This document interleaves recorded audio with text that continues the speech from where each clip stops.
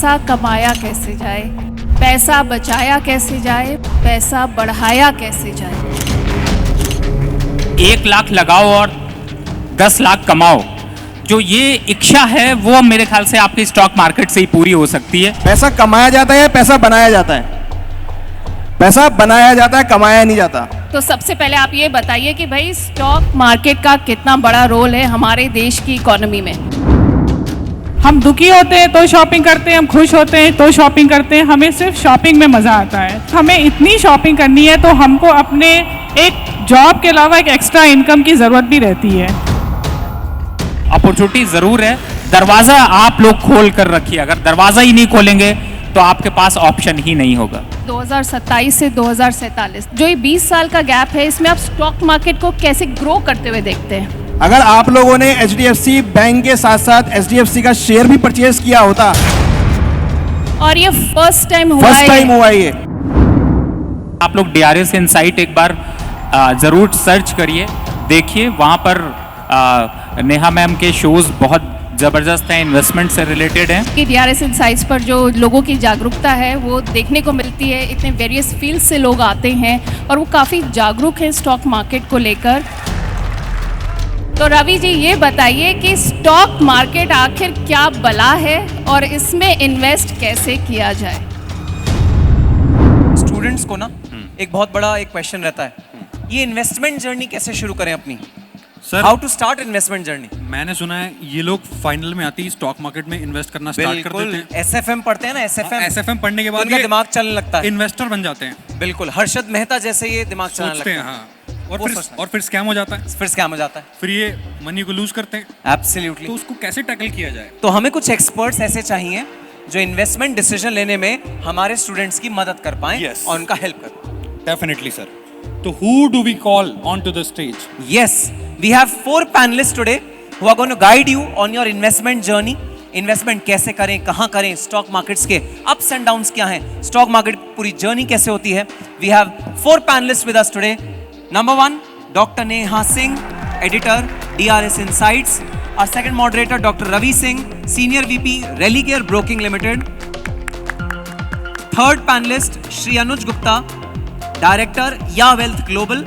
And the fourth panelist is Miss Ritu Singh, Senior Economist, Ergo Capital. एक बार And जोरदार तालियां हो जाए यार। एंड यस, अपनी इन्वेस्टमेंट जर्नी को शुरू करने के लिए और बहुत अच्छे से रन करने के लिए इनकी गाइडेंस हमारे लिए बहुत बहुत बहुत वैल्यूएबल होने वाली। Well, good afternoon to all of you. I am sure आप लोग अपनी प्रोफेशनल जर्नी शुरू करने के लिए बहुत बेसब्री से इंतज़ार कर रहे हैं। प्रोफेशनल जर्नी शुरू करने के बाद एक सबसे इम्पॉर्टेंट चीज़ आपके सामने जो आएगी वो आएगी कि पैसा कमाया कैसे जाए, पैसा बचाया कैसे जाए, पैसा बढ़ाया कैसे जाए। तो आज की हमारी थीम है कि 2047 तक हमारा देश कैसे बनेगा विकसित भारत और इसमें कितना बड़ा योगदान है हमारे फाइनेंशियल सेक्टर का। इस पर बात करने के लिए हमारे साथ मौजूद है मार्केट के दिग्गज डॉक्टर रवि सिंह, जो कि सीनियर वाइस प्रेसिडेंट है रेलिगेयर रिटेल रिसर्च के। हमारे साथ मौजूद है या वेल्थ ग्लोबल के मिस्टर अनुज गुप्ता, जो कि कमोडिटी मार्केट में अपनी एक्सपर्टीज़ रखते हैं। और हमारे साथ मौजूद है मिस रितु सिंह, जो कि सीनियर इकोनॉमिस्ट हैं यूग्रो कैपिटल की। मैं आप सभी का स्वागत करती हूँ आज के सेशन में। एज यू ऑल नो, हम लोग भारत दुनिया की फास्टेस्ट ग्रोइंग इकोनॉमी है। फास्टेस्ट ग्रोइंग इकोनॉमी के साथ साथ हम दुनिया की चौथी लेवल की अर्थव्यवस्था हैं और 2027 में हम दुनिया की तीसरी अर्थव्यवस्था बनने जा रहे हैं। यस, सो 2027 में जो हमारा मिशन है थर्ड लेवल का, और उसके बाद 2047 में हमारा सपना है, हर भारतीय का, हर देशवासी का सपना है एक विकसित भारत को देखने का। डॉक्टर रवि सिंह, तो सबसे पहले आप ये बताइए कि भाई स्टॉक मार्केट का कितना बड़ा रोल है हमारे देश की इकोनॉमी में, ये जो हम एक इतना बड़ा सपना लेकर चल रहे हैं। देखिए, मैं ये कहूँगा कि स्टॉक मार्केट का रोल तो चाहे आप इंजीनियर हों, चाहे आप डॉक्टर हों, चाहे आप कितने बड़े इंडस्ट्रियलिस्ट बन गए हों, लेकिन स्टॉक मार्केट का चार्म आपका कभी ख़त्म नहीं हो सकता। और सबसे स्टॉक मार्केट की एक ऐसी लालसा है जो सबके सामने बहुत ज़्यादा होती है कि 1 लाख लगाओ और 10 लाख कमाओ, जो ये इच्छा है वो मेरे ख्याल से आपकी स्टॉक मार्केट से ही पूरी हो सकती है, और कोई ऐसा बिजनेस नहीं, कोई ऐसा धंधा नहीं, कोई ऐसा वर्क नहीं, कोई ऐसी इंडस्ट्री नहीं जो आपको इतने पैसे इस तरीके से दे पाए। तो मैं बहुत सिंपल स्टॉक मार्केट को एक डेफिनेशन देता हूँ, जिसे कहते हैं stock market is a ATM machine. You have pin but you don't have a card. सो आपको अपना कार्ड खुद बनाना पड़ता है कि आप उस में कौन सा मशीन पे डालिए और कितने पैसे आप निकाल सकते हैं। All right, thank you for this insight. अब रितु जी ये बताइए कि जो 2047 का हमारा लक्ष्य है, इसमें NBFCs का क्या रोल देखती हैं आप?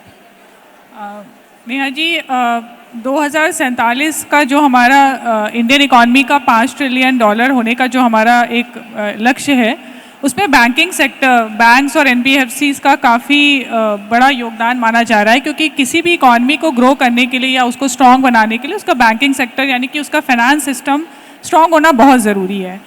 तो बैंकिंग तो हमारे इंडिया में काफ़ी स्ट्रॉन्ग है, पर अगर आप कोविड के बाद से ये देखें तो गवर्नमेंट की बहुत सी पॉलिसीज़ और रिफॉर्म्स की वजह से अब NBFCs भी जो है वो काफ़ी बढ़ चढ़कर इस ग्रोथ में हिस्सा ले रही हैं और बहुत हद तक सफल बनाने के लिए कारगर भी हो रही हैं। इसका बहुत बड़ा कारण ये है कि अगर हम डेटा पे जाएं, थोड़ा सा डेटा की बात करें, तो इंडियन इकॉनमी की जो हमारी जो GDP की ग्रोथ है उसके में जो सबसे बड़ा हिस्सा है वो MSME यानी माइक्रो, स्मॉल और मीडियम इंटरप्राइजेस का है, जो कि करीब 30% GDP में जो है उनका कंट्रीब्यूशन है। करीब 7 करोड़ के करीब उनका नंबर्स हैं, और एक्सपोर्ट्स में वो 45% हिस्सेदारी रखते हैं, मैन्युफैक्चरिंग में वो 36% हिस्सेदारी रखते हैं, और अगर एम्प्लॉयमेंट की बात करें तो करीब इंडिया की 40% एम्प्लॉयमेंट जो है वो MSME जनरेट करते हैं। और MSME का मैंने यहाँ पे इसलिए चर्चा की है क्योंकि MSME को जो आज क्रेडिट प्रोवाइड कर रहे हैं, जो चैलेंजेस वो फेस कर रहे हैं, जिसको वो सपोर्ट कर रहे हैं, उसमें काफ़ी हद तक जो है वो NBFC का बहुत बड़ा रोल है। तो एक ओवरऑल तरीके से देखा जाए तो MSME को NBFC सपोर्ट कर रही हैं, और MSME जो है वो इंडियन इकॉनमी को सपोर्ट कर रहा है। तो जो हमारी 5 ट्रिलियन इकॉनमी का जो एक हमारा टारगेट है, उसको पूरा करने के लिए MSMEs को भी करीब 2 ट्रिलियन का जो है वो वर्थ होना पड़ेगा, जिसके लिए NBFC हमारा बैंकिंग सिस्टम जो है वो काफ़ी हद तक जो है रिस्पॉन्सिबल होगा। ऑल राइट, ये तो हो गया NBFCs का रोल। अब हम अनुज जी से पूछना चाहेंगे कि अनुज जी, ये जो हमने 2027 से 2027 में हम कह रहे हैं हम 3rd लार्जेस्ट इकॉनमी बन जाएंगे दुनिया की, भारत, तो जो ये 20 साल का गैप है, इसमें आप स्टॉक मार्केट को कैसे ग्रो करते हुए देखते हैं? देखिए, पिछले अगर आप 10 सालों में देखेंगे, करीबन कोविड से पहले और उस कोविड के बाद देखेंगे तो मार्केट में बहुत बड़ा चेंज आया है। जो डीमैट अकाउंट की संख्या है वो करीबन 17 करोड़ हो गई है, जो कि कोविड से पहले केवल 4 करोड़ थी। तो कहीं ना कहीं जो डीमैट अकाउंट ओपन हुए हैं वो ये इंडिकेट करते हैं कि मार्केट के अंदर पोटेंशियल है। एक चीज़ और मैं कहना चाहूँगा कि इवन मैं आप लोगों से पूछना चाहूँगा कि आप में से कितने लोगों के अकाउंट HDFC बैंक में हैं? अगर आप लोगों ने HDFC बैंक के साथ साथ HDFC का शेयर भी परचेज किया होता तो आज आपको उन्होंने जो लाइफ टाइम बोनस दिया है वो भी आपको मिल जाता। और ये फर्स्ट टाइम हुआ है ये history of HDFC that they have given bonus. ये ब्यूटी है स्टॉक मार्केट की। रिलायंस कितने लोग जानते हैं रिलायंस कंपनी को? जियो कितने लोग जानते हैं जियो के बारे में? सबके पास जियो के फोन होंगे आई होप। और कल रिलायंस के रिजल्ट आए हैं, बहुत शानदार रिजल्ट आए हैं। तो अगर आपने रिलायंस के साथ साथ या जियो के नेटवर्क के साथ साथ जियो का स्टॉक भी परचेज किया होता तो जो आपका जियो का खर्चा आप पे कर रहे हो वो उसका स्टॉक आपको निकाल के दे देता। तो that kind of ability in the stock market. तो अगर आप स्टॉक मार्केट से अभी तक आप नहीं हो तो आप स्टॉक मार्केट में इन्वेस्टमेंट करना स्टार्ट करो। अच्छा, एक चीज और, पैसा कमाया जाता है या पैसा बनाया जाता है? यस, पैसा बनाया जाता है, कमाया नहीं जाता। आप सिर्फ सैलरी और इनकम कमा सकते हो। अगर आपको वेल्थ बनानी है तो आपको बनानी पड़ेगी वो, और बनाने के लिए आपको इन्वेस्टमेंट करना पड़ेगा और आपको उस वे से मार्केट को देखना पड़ेगा कि दैट इज योर बिजनेस। हम यहाँ पे काफ़ी चीज़ों को देखते हैं कि जो लोग इस मार्केट को एज ए स्पेक्यूलेशन देखते हैं, बट अगर आप इन्वेस्टमेंट की नज़रिया से देखेंगे तो जो हम टारगेट 2047 का लेके चल रहे हैं वो हो सकता है कि उससे पहले भी पूरा हो जाए, क्योंकि जिस गति से भारत ग्रो कर रहा है। हमने देखा है कि ऑपरेशन सिंदूर, सबने देखा ऑपरेशन सिंदूर या नहीं देखा? कम ऑन एवरीबॉडी, ऑपरेशन तो सिंदूर। ऑपरेशन सिंदूर से ये समझ में आ गया कि इंडिया की क्या एबिलिटी है, राइट।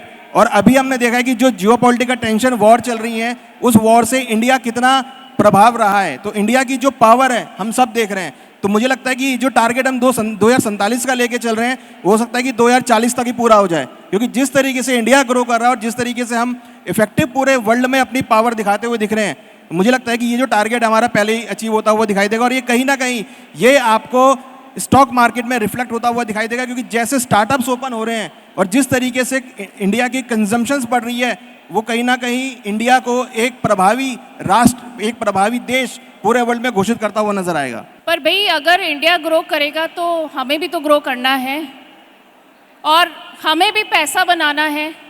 तो पैसा बनेगा कैसे, पैसा हम कमाएंगे कैसे, ये जानना आई थिंक यहाँ पे बैठे सब लोग चाह रहे होंगे। एम आई राइट? पैसा बनाना है, पैसा कमाना है। आई थिंक पैसा कमाना, पैसा बचाने से ज़्यादा ज़रूरी होता है पैसा बढ़ाना। तो रवि जी ये बताइए कि स्टॉक मार्केट आखिर क्या बला है और इसमें इन्वेस्ट कैसे किया जाए, पैसा कैसे बनाएं हम स्टॉक मार्केट में? देखिए, यहाँ पर जितने भी स्टूडेंट्स हैं, लोग आए हुए हैं, मैं आपको बताऊँ ये सब आज जब हम 2047 की बात कर रहे हैं तो आपको इन्हीं में से बहुत से लोग किसी कंपनी के सीईओ, किसी कंपनी के सीएफओ, किसी कंपनी के डायरेक्टर और बहुत से एंटरप्रेन्योर दिखाई देंगे, और हम शायद उस एक्सपायरी कॉन्ट्रैक्ट पे होंगे जिन बुड्ढों को कोई पूछना नहीं चाहेगा। तो होपफुली थोड़े से अमीर बुड्ढे। जी, तो अभी ज़रूरी है पैसा बनाना, और आज आपके लिए ज़रूरी है कि आप जब पैसा बनाने की बात करें तो सबसे पहले स्टॉक मार्केट की जहाँ पर बात हो, सभी लोगों को कंपलसरी, जैसे अनुज ने बताया 17 करोड़ डीमैट अकाउंट हैं, इसका मतलब ये 17 करोड़ ही करोड़पति बनने की क्षमता रखते हैं। और बाकी हमारी पॉपुलेशन है 140 करोड़, जब हम 47 की बात करेंगे तो शायद 170 करोड़ के पास होंगे, और उस टाइम पे शायद डीमैट अकाउंट जो है वो 16 से 50 करोड़ हो जाएंगे। तो आप समझ सकते हैं कि कंपटीशन को ख़त्म करना और कंपटीशन से आगे बढ़ना, यही सबसे ज़्यादा ज़रूरी है, और उसका पहला स्टेप उठाना। तो पहला स्टेप अगर आप स्टॉक मार्केट पे उठाते हैं, जैसे कि आप कहते हैं डीमैट अकाउंट ओपन कराना या फिर अपना ट्रेडिंग स्टार्ट करना, आप काम करें ना करें, आप ट्रेड करें ना करें, आप इन्वेस्टमेंट करें ना करें, लेकिन अपना तैयारी ज़रूर रखें। कल को अगर किसी स्टॉक में आपकी इन्फॉर्मेशन मिलती है, आपको लगता है कि ये ग्रो कर सकता है, जब आपने डीमैट अकाउंट ही नहीं खोला तो आप फिर करेंगे क्या? तो इसलिए सबसे ज़्यादा ज़रूरी है आपको डीमैट और अपना ट्रेडिंग अकाउंट खोलना, जिससे कि शुरुआत हो सके पैसा बनाने की। क्योंकि कोई भी बिजनेस आप कर रहे हैं, आपको पैसा अंत में सेव करके कहाँ पे ला रहे हैं? आप देख लीजिए, आज सरकार का पहला टारगेट क्या है? एनपीएस क्यों आया? क्यों सबकी पेंशन्स खत्म हो गई? क्योंकि एनपीएस का भी पैसा जो है वो इक्विटी मार्केट में आ रहा है, और इक्विटी मार्केट अभी बहुत लिमिटेड है। तो अभी जब 2047 की बात करें, जिस समय अभी हम खड़े हैं, एक्सचेंज हम के रेट पे अगर देखते हैं तो हम वर्ल्ड के तीसरे नंबर पे हैं, और हमारी जिस हिसाब से पॉपुलेशन है, अगर कहीं 70 करोड़ लोगों ने इन्वेस्टमेंट करना शुरू कर दिया तो शायद हम वर्ल्ड के नंबर 1 एक्सचेंज भी होंगे, नंबर 1 हम स्टॉक मार्केट के इन्वेस्टर भी होंगे। तो मुझे लगता है कि अपॉर्चुनिटी ज़रूर है, दरवाज़ा आप लोग खोल कर रखिए। अगर दरवाज़ा ही नहीं खोलेंगे तो आपके पास ऑप्शन ही नहीं होगा। कोशिश तो करनी पड़ेगी तभी सक्सेस मिलेगा, लेकिन कोशिश जानकारी के साथ करनी है। अनुज जी, मैंने सुना है कि स्टॉक मार्केट में जो लोग इन्वेस्ट करते हैं वो कमोडिटी मार्केट में इन्वेस्ट करने को थोड़ा कॉम्प्लेक्स मांगते हैं, तो ये इतना कॉम्प्लेक्स है क्या आपके हिसाब से? देखिए, जितना यहाँ पर सारा जो क्राउड है वो सीए, सीएस और सीएमए है। अगर आप जितना थर्ड ईयर का आप सब्जेक्ट पढ़ते हैं उससे मुश्किल नहीं है, राइट?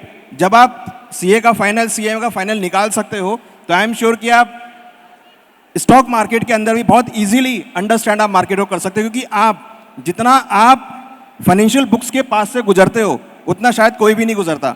आप ऑडिट रिपोर्ट बनाते हो, आप बैलेंस शीट बनाते हो, तो आपको सब पता होता है कि किस कंपनी में क्या होने वाला है।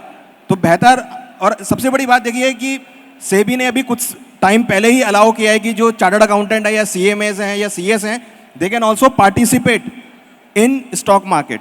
तो मुझे लगता है कि अगर आप सब लोग स्टॉक मार्केट को इन्वेस्टमेंट का टूल बनाते हो, I am not saying trading is a different thing, अगर आप इन्वेस्टमेंट का टूल बनाते हो तो आप बहुत अच्छा पैसा इस मार्केट से बना सकते हो अंडर द रेगुलेशंस।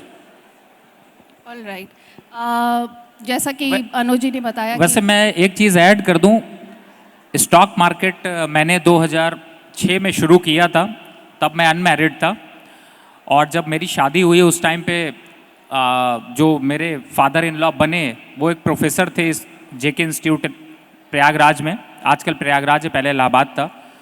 तो उन्होंने पूछा लड़का क्या करता है, तो बड़ी शर्म आई मेरे पापा को और बोले स्टॉक मार्केट में काम करता है। तो उन्होंने बड़ी ब्लंटली बोल दिया अच्छा कुछ नहीं करता है।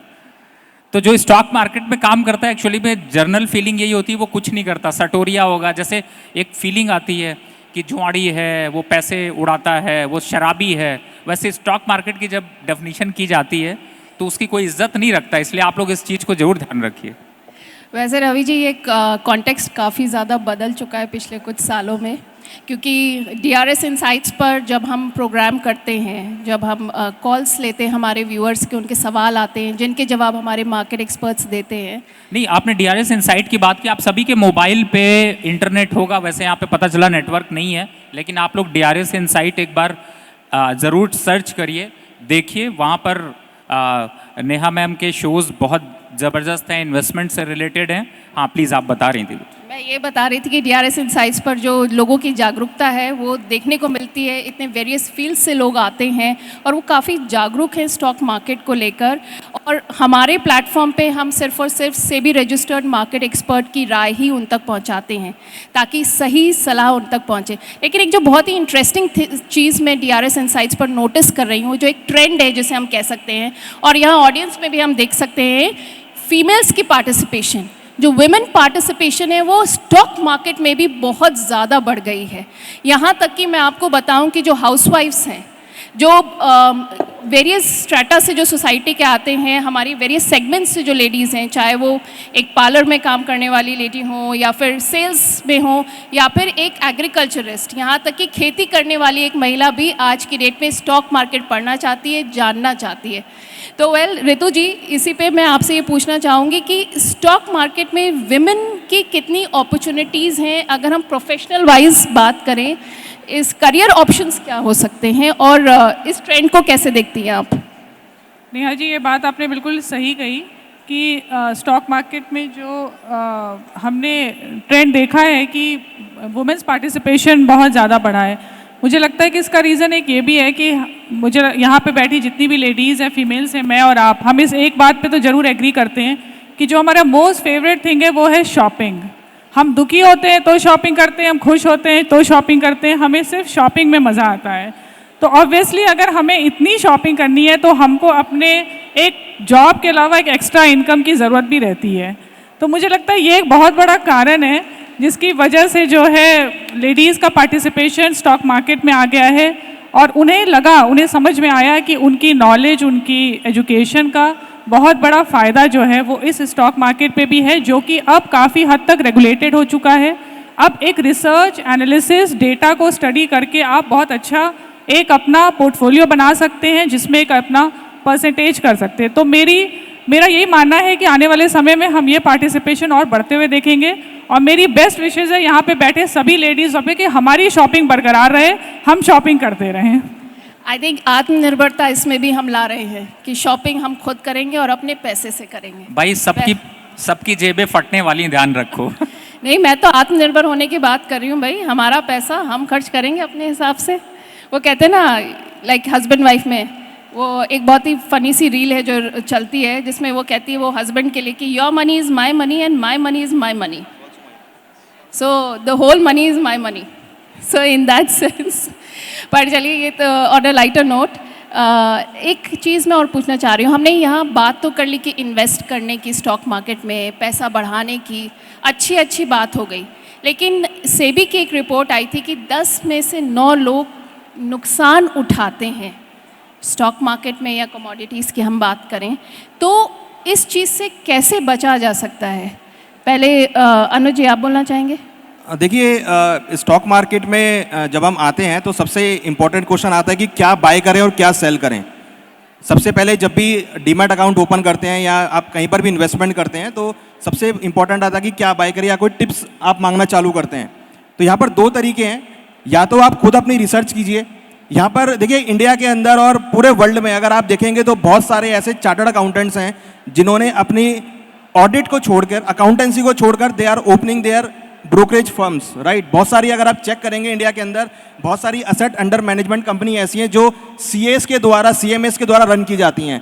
बहुत सारी ऐसी ब्रोकिंग फर्म्स हैं जिनके ओनर सीएस हैं। तो ऐसा आपके पास भी बहुत एबिलिटी है। अगर आप सीएमए कर रहे हैं तो ज़रूरी नहीं कि आप अकाउंटिंग में जाएं, आप इस वे में भी आ सकते हैं जहां पर आप अपनी रिसर्च फर्म ओपन कर सकते हैं। तो दो तरीके हैं, या तो आप अपनी रिसर्च को खुद करें या फिर आप रिसर्च फर्म ओपन करके रिसर्च प्रोवाइड कर सकते हैं। जैसे एक हमारी कंपनी है या वेल्थ करके, जो कि पूरी रिसर्च प्रोवाइड करती है। आप उसको इंस्टाग्राम पे फॉलो कर सकते हैं, वहाँ पर आपको पूरी रिसर्च मिलती है। रिसर्च एक ऐसा टूल है जिसको आप करने के बाद एक आइडिया लगा सकते हो कि कहाँ पर आपको इन्वेस्टमेंट करना है। रिसर्च के अंदर आप पूरा फ्रेमवर्क चेक करते हो, पूरी फंडामेंटल चेक करते हो, पूरा टेक्निकल चेक करके then you can easily understand कि कहाँ आपको बाय करना है और कहाँ सेल करना है। अगर आप रिसर्च के थ्रू जाते हैं तो डेफिनेटली वहाँ पर आपको फ़ायदा होने के चांसेस 99% हो जाते हैं। अगर आप ट्रेडिंग कर रहे हैं विदाउट रिसर्च और किसी के कहने पे कर रहे हैं विदाउट रिसर्च तो वहाँ पर लॉस होने के चांसेस हैं। तो अगर आप सेबी की रिपोर्ट देखेंगे तो सेबी की रिपोर्ट में क्लियर कहा है कि जो 90% लोगों ने लॉस लिए हैं उनकी एज बिलो 30 थी, जो कि विदाउट रिसर्च करके मार्केट में घुसे थे या बहुत छोटा अमाउंट लेके मार्केट में घुसे थे और ओवर लीवरेज करके ट्रेड करा था उन्होंने। तो अगर आप मार्केट में ट्रेड करना चाह रहे हैं तो सबसे पहले आप अपने पोर्टफोलियो को डाइवर्सिफाई करें। कुछ पोर्शन आप अपना गोल्ड में रखें, क्योंकि हम देख रहे हैं गोल्ड हर साल रिटर्न दे रहा है और आगे भी लग रहा है कि गोल्ड सिल्वर में अच्छे रिटर्न मिलेंगे। तो आप गोल्ड को अपने पोर्टफोलियो का पार्ट बनाएं। और अगर आपने कोई इन्वेस्टमेंट नहीं किया है, आप में से कितने लोगों के पास आईफोन है? कितने लोगों के पास आईफोन है? आप खुद इवैल्यूएट कीजिए, जब आपने आईफोन लिया था अगर आप उस टाइम गोल्ड परचेज कर लेते उसी रेट का, तो आज गोल्ड की वैल्यू ज़्यादा है या आईफोन की वैल्यू ज़्यादा है? तो आप इस कंटेक्स्ट में सोचिए कि अगर आपने गोल्ड के अंदर पैसा नहीं डाला है तो means you are losing something. तो इसलिए अगर आप इन्वेस्टमेंट करना चाह रहे हैं तो आप एटलीस्ट 1 ग्राम गोल्ड अपना हर महीने आप ऐड करना स्टार्ट कीजिए। उसके बाद आप अपने पोर्टफोलियो को बढ़ाइए, क्योंकि गोल्ड एक ऐसा प्रोडक्ट है, अगर पूरे विश्व में आग लग जाएगी तो गोल्ड ही ऐसा प्रोडक्ट होगा जो आपको हाईयर रिटर्न देगा। गोल्ड की बात हो गई, आई थिंक सिल्वर भी आजकल काफ़ी बढ़ रहा है वैसे तो। रवि जी, स्टॉक मार्केट में जो रिस्क मैनेजमेंट है उसको हम कितना मिनिमाइज कर सकते हैं, ये आपकी तरफ से सलाह ज़रूर जानी चाहिए सबको यहाँ पे।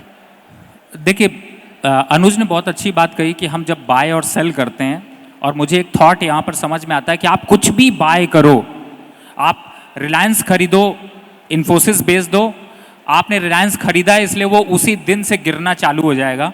आपने इन्फोसिस अगर बेचा है तो उसी दिन से बढ़ना चालू हो जाएगा। आप करके देखो, आप बहुत ज़्यादा आपको 2 दिन ये समझ में आए, तीसरे दिन आप इसका उल्टा कर दो, आप रिलायंस को बेच दो और इन्फोसिस खरीद लो, उसी दिन से आपकी किस्मत खराब हो जाएगी। और उल्टा ये होगा कि उसी दिन से इन्फोसिस जो है वो होता है नहीं होता है, जो खरीदो वो गिर जाता है, जो बेचो वो बढ़ जाता है। होता है ना ऐसा स्टॉक मार्केट में। कई बार ऐसा लगता है कि अगर किसी शेयर का वैल्यू बढ़ानी है तो उसे खरीद लेना, मतलब बेच देना चाहिए। हाँ, इसका मतलब यही है कि भैया share market is a share, और वो जो करता है, जंगल में कहते हैं नहीं, सामने शेर आ जाए तो क्या करेंगे, जो करेगा शेर करेगा, आप कुछ नहीं कर सकते हो।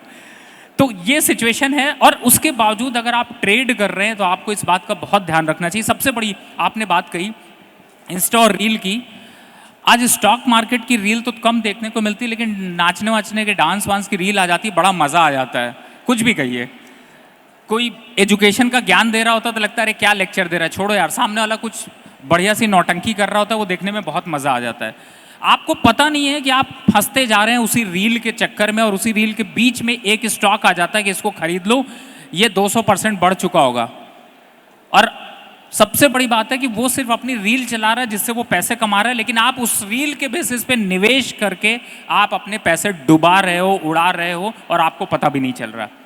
और मैं तो आपको कॉन्ग्रेचुलेट करूंगा कि आपने DRS इनसाइट पे, मैंने खुद भी उसकी रील फॉलो करी है, देखी है कि आप किस तरीके की रील उसमें आप पब्लिक करते हो कि आपको पता होना चाहिए कि आप स्टॉक मार्केट में कभी भी न्यूज़ आई है, जैसे आपने रिसेंट अभी न्यूज़ की बात की, किसी का फंडामेंटल चेंज आया, आप न्यूज़ देखिए, रील्स फॉलो करिए, लेकिन सबका एक सेपरेट टाइम रखिए। आप इंटरटेनमेंट करिए, आप एजुकेशन करिए। आप स्टॉक मार्केट से रिलेटेड देख रहे हैं तो आप स्टॉक मार्केट रिलेटेड आप सेबी रजिस्टर्ड लोगों को फॉलो करिए, क्योंकि सिर्फ व्यूज़ बढ़ाने वालों के अगर आप रील्स को फॉलो करते हैं तो आप कोई एडवाइजरी फॉलो नहीं कर रहे। और मैं आपको एक बात क्लियर बता दूं, जिस तरीके से आप जब बीमार होते हैं डॉक्टर के पास जाते हैं, नहीं जाते हैं? जाते हैं ना। जब आप कोई केस होता है, कोई लीगल मैटर होता है तो आप वकील के पास जाते हैं। जब आपका किसी से झगड़ा हो जाता है पुलिस के पास जाते हैं। लेकिन आपको ये पता होना चाहिए कि जब इन सबको मैनेज करना होता है तो उसके लिए चाहिए होता है पैसा, और पैसा अगर आपको स्टॉक मार्केट से कमाना होता है तो आपको चाहिए होता है एडवाइज़र। उसके पास हम कभी नहीं जाते हैं क्योंकि हम खुद के डॉक्टर हैं। डॉक्टर कहता है आपको, आप गए डॉक्टर के पास दिखाने के लिए, बीमार हुए, उसने दवा आपको दे दी और कह दिया 1 वीक बाद चेक करा लो। कितने लोग 1 वीक के बाद जाते हैं? मैं जहाँ तक समझता हूँ 99% लोग कभी नहीं जाते हैं। और जब उनमें से जब किसी को रिपीट होता है ना, तो उस बीमारी पे उस 500 रुपए की फीस बचाने के चक्कर में वो हज़ारों का, क्योंकि जब डॉक्टर के पास जाओगे और थोड़े और बीमार हो जाओगे, फिर उसके बाद वो आपके सारे के सारे टेस्ट लिख देगा, किडनी भी लिख देगा, केटनाइन भी लिख देगा, होमोग्लोबिन भी लिख देगा और आपके ज़्यादा पैसे लेगा। तो स्टॉक मार्केट में इसी तरीके से आपको डिफाइन करना पड़ेगा। आज का जो समय है इसमें आपको एक आपको अपने लिए एक एडवाइज़र, आप अगर उतनी मेहनत नहीं कर सकते तो आप अपने एक एडवाइज़र को ज़रूर कंसल्ट करें, क्योंकि कंसल्टेशन में कोई बुराई नहीं है। आप सोच समझ कर अगर निवेश करेंगे तो आपका फंसना मुश्किल है। सोच समझ कर ही निवेश करना है और किसी पर भी ऐसे ही भरोसा नहीं कर लेना है। Always learn from a verified platform जहां पर आपको सेबी रजिस्टर्ड मार्केट एक्सपर्ट्स ही राय दें। हर कोई एक ज्ञानी बाबा बन के ना बैठ जाए, तो आपको एक रिलायबल प्लेटफॉर्म अपनी तरफ से चूज़ करने की बहुत ज़रूरत है, और फिर भी उसके बाद भी अपनी फाइनेंशियल एडवाइज़र की एडवाइस लेनी बहुत ज़रूरी है। रितु जी, MSME और स्टार्टअप्स की जब हम बात करते हैं, हम देखते हैं कि हमारे प्राइम मिनिस्टर का भी एक बहुत बड़ा विजन है इसको लेकर, और भारतीय सरकार भी इस पर बहुत कुछ कर रही है। तो NBFCs इस पर क्या भूमिका निभा रहे हैं?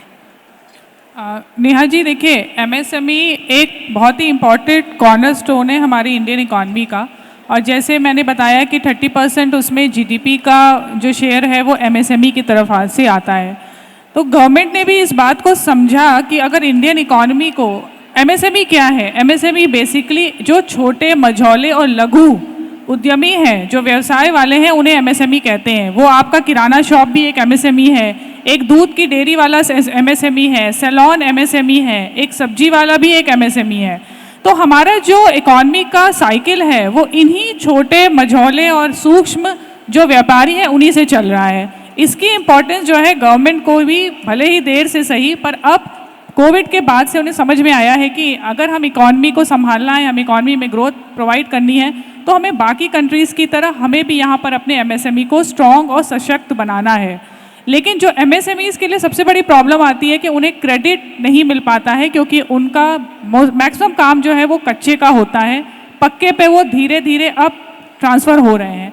तो NBFCs का रोल जो इम्पॉर्टेंट यहाँ पर आया है कि वो थोड़ा फ्लेक्सिबल होते हैं। वो ट्रेडिशनल बैंक्स की तरह उनके मेथड्स कन्वेंशनल नहीं होते, वो इतने स्ट्रिंजेंट रूल्स नहीं लगते हैं, वो थोड़ी सी फ्लेक्सिबिलिटी रखते हैं। वो कच्चे का भी, जो MSME के कच्चे का बही खाता है उसको भी कंसिडर करते हैं, पक्के का भी देखते हैं, उनको फाइनेंशियल इंक्लूजन्स के लिए अवेयरनेस प्रोवाइड करते हैं, और उनके हिसाब से वो टेलर प्रोडक्ट्स कस्टमाइज़ करते हैं।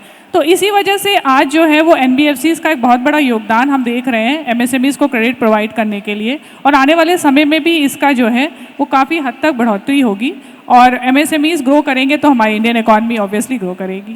डेफिनेटली हर छोटे बड़े का योगदान है हमारी इकोनॉमी को बड़ा करने में। अच्छा, आप लोगों ने ये वर्ड सुना है IPO? कितने लोगों ने आज तक IPO के लिए अप्लाई किया है? रवि जी, हम देख रहे हैं कि IPO में लोगों का रुझान बहुत बढ़ गया है। People want to invest in IPO, लेकिन जब लोग रिसर्च करते हैं तो शायद GMP और थोड़ा सा कंपनी के बारे में पता करके उसमें इन्वेस्ट कर देते हैं।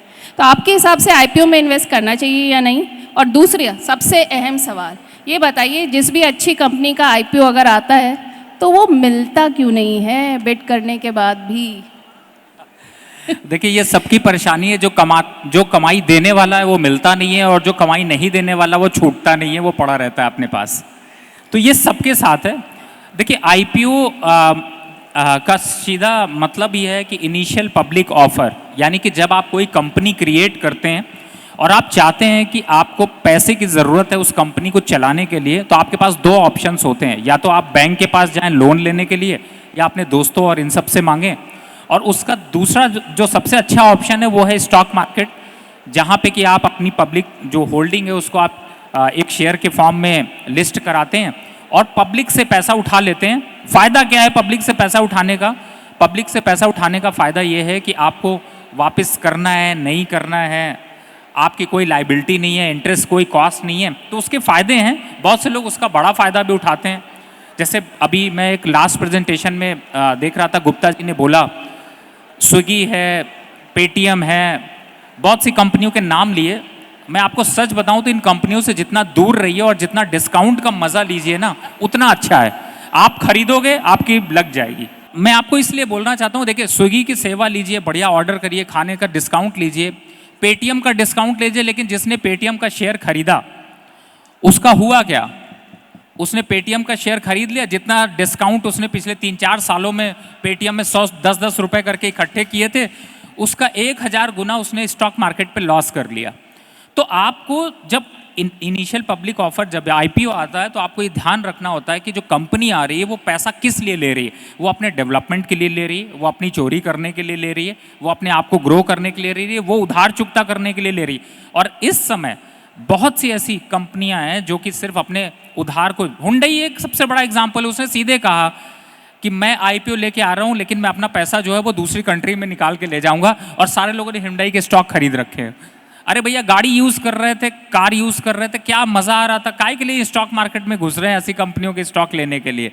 तो मेरे हिसाब से आप इन सब चीज़ों का ध्यान ज़रूर रखें। और जहाँ तक आपने बात कही कि कैसे स्टॉक मिलता है आईपीओ पे, देखिए वहाँ पे बहुत बेसिक है। जब भी कोई आईपीओ आता है उसके 2 प्राइसेस होते हैं, एक लोअर बैंड होता है, एक हायर बैंड होता है। आप जब भी अप्लाई करें, आप हायर बैंड के लिए अप्लाई करें, तो आपकी प्रोबेबिलिटी जो है वो बढ़ जाती है कि आपको जो वो आईपीओ है वो मिल सकेगा। Right, thank you to all the panelist आज आने के लिए। और क्योंकि अब हमारे पास एक ही माइक है, तो हम कोशिश कर रहे हैं कि अब इसको क्लोज कर दें, पर लेकिन जब आगाज़ इतना अच्छा तो अंजाम भी अच्छा होना चाहिए। Can we have a huge round of applause for this panel? Thank you everyone. ये एक टॉपिक थोड़ा डिफिकल्ट होता है, पर लेकिन सीएस के लिए नहीं है बिल्कुल भी, आप लोग के लिए काफ़ी इंटरेस्टिंग होना चाहिए। क्योंकि जैसा मैंने कहा, पैसा बचाने से नहीं, पैसा बढ़ाने से ही आपका फ़ायदा है इन फ्यूचर लाइफ। थोड़े ही सालों में समझ में आ जाएगा पैसा कितना इम्पॉर्टेंट है, और बहुत सारे सहारों की ज़रूरत लेनी पड़ेगी उसको बढ़ाने के लिए, and stock market is that. Thank you everyone for being such a lovely audience. Thank you. Thank you so much, ma'am. Thank you so much. Now I will request Balwinder Singh sir from Chandigarh, Sandeep ji, Amol ji, and Mrityunjay Prasad sir. Please come forward to give memento to all the panelists.